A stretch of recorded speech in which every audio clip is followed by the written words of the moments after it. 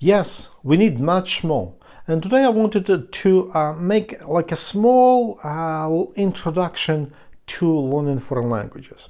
And I will start with a question. My name, or let's say, let me start with saying that I am Yuri Besarab, and I share like practical aspects of post-psychological autodidactics of Valery Kurinsky. Today I would like to describe or like to make a small introduction into how to learn foreign languages. And first of all, we need to answer the question: why do we need to learn foreign languages at all?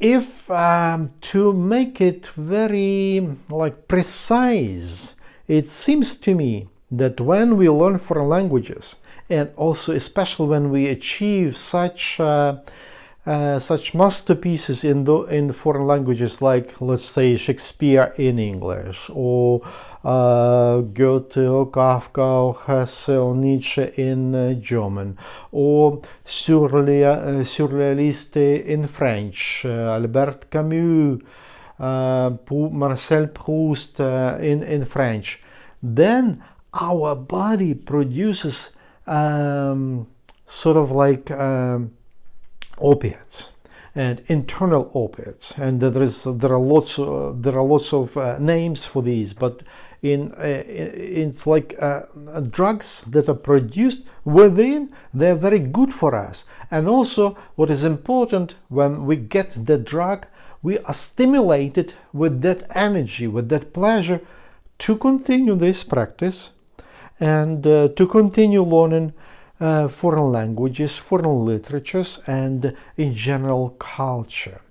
So this is like a very short answer to that question. Why? Here's the next question: why we don't learn foreign languages? There are several problems here. First of all, there are a lot of people who tell you that we will teach a foreign language, and in fact they don't know how to do it well. So they deceive you. I have a little rule. If you ask the teacher of foreign language,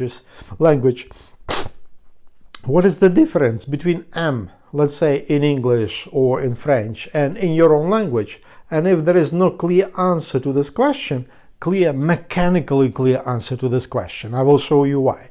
Then there is no need to learn from this person. So, but it's not the most important yet. The most important is what Kurinsky told in his books, especially in autodidactics, about learning the timbre. I underline timbre of the language. It's like every music instrument has certain timbre. The same with languages. So this is what no one is working on. No professor, no teacher is working on. And I'm surprised that even in Ukraine, where we have these books of Kurinsky available still in linguistics universities, they don't teach timbre, how to have a proper timbre of a foreign language, because that's related to colors in that language, to certain like pleasure of speaking a foreign language and reading in that foreign language. And next point, they also don't teach you what Kurinsky found in foreign languages and what he called focusing. For example, just imagine that this is a tongue. In the focusing for English is just at this place where nose meets with lips, right? And the position of the tongue will be different. I will show you which is also important for timbre. So all the movements of organs of speech will be directed into this spot at this place. And in French, it will be here.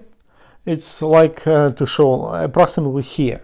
So it will be at this place, and the position of the tongue will be different. Which, like in French, it will be like this. It's like in Ukrainian. That's why for Ukrainians it's very easy to learn French language, because the initial position of the tongue is already like in French, but the movements will be a little bit different, and also the focusing is different. In Ukrainian it will be just over here, lower teeth.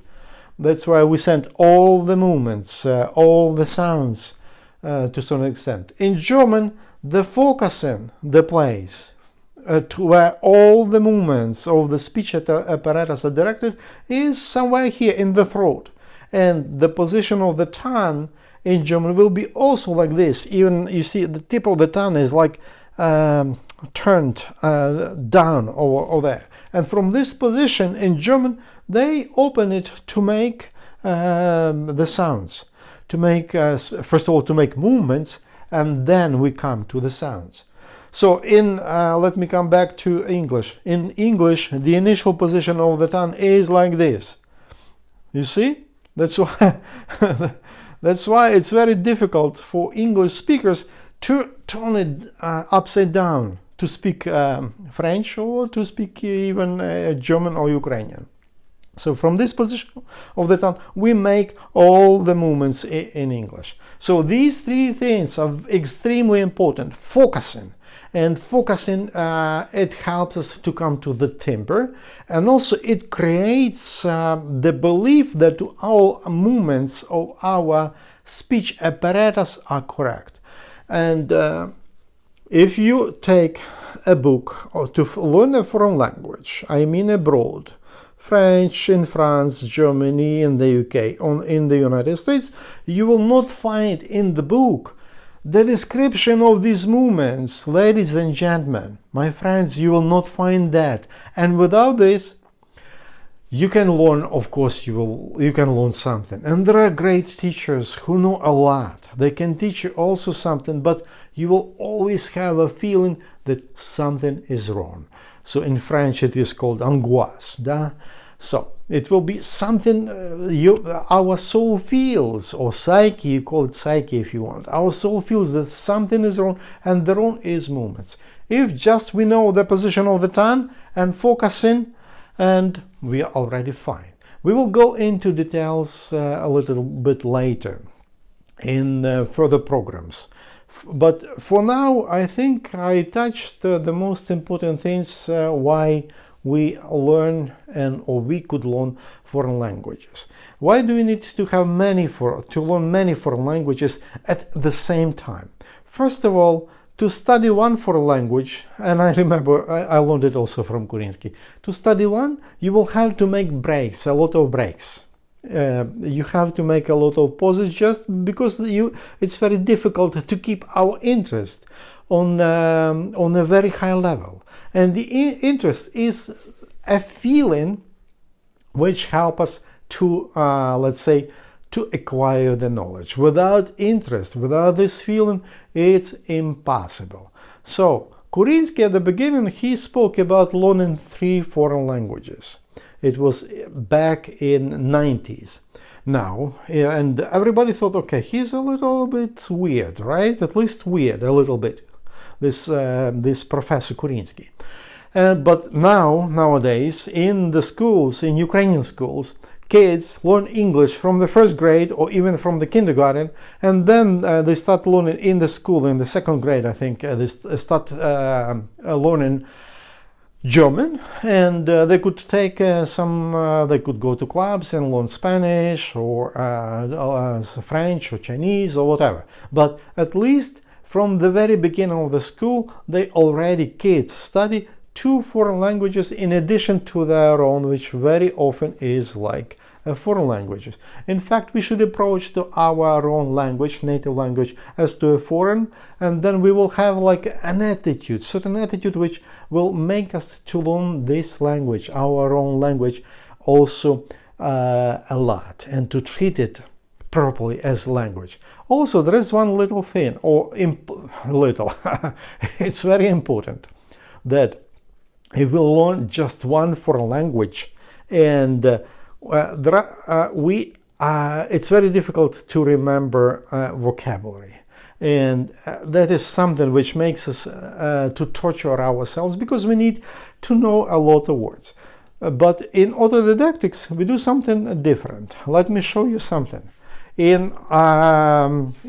After 2000, Yeah, like approximately in 2006, I heard from Kurinsky that, in fact, we need to learn not just 3, but about 10, 15, 20, 25 foreign languages at the same time. And I will show you just a very little example. From previous programs, you know that we don't have such an organ as memory. At the same time, we need to memorize somehow foreign words in foreign languages. So, just imagine I found a word. I will take German word Bedürfnis. And we approach, I will just show you already the technique here. Here's the shelf with dictionaries. I look into the dictionary of just German language. So I found this word, I see what it means, and I go on, I put it back, okay. Then I took the dictionary of synonyms, very old, good dictionary, and see the synonyms of this word Bedürfnis. Then I look at this dictionary, which is etymology dictionary of German, and I see how this word in other Germanic languages. And also I could read briefly about the history of this word. Okay, then I look at German English dictionary. Find this word, okay, I read 2 or 3 definitions. Then I go to Spanish, German Spanish, Deutsch Spanish. Find this word, read again, several, and I start comparing what I see in different dictionaries. Then I take French, German French. I find this same word, this is what it means. And then I go to Italian, German Italian dictionary. I find this word, again I compare what I see with what I saw in other dictionaries. Then I take, let's say, Chinese, right? Chinese German, or German Chinese. I find this word, I see how it is written in Chinese and how we read it. And we could take also some other, like Japanese, let's say Arabic, we could take old Greek. So after I look at this, we don't need now to remember this word and to be afraid that it will disappear from our memory.